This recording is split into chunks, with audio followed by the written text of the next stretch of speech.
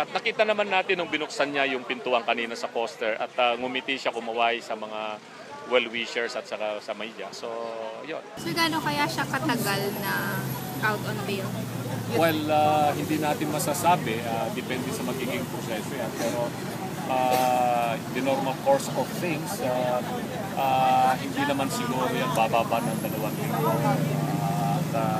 bago magkaroon ng mga resolution. So, it's going to be a short freedom, you think, sir? Well, I don't really know. It would depend upon the outcome of the motion for reconsideration. Kasi pag sinabi ng ombudsman na mali yung kanilang findings after we presented new arguments that would strengthen our cause, ay baka ma-dismiss din yung kasong sinampan ng ombudsman natin. That's your hope, sir?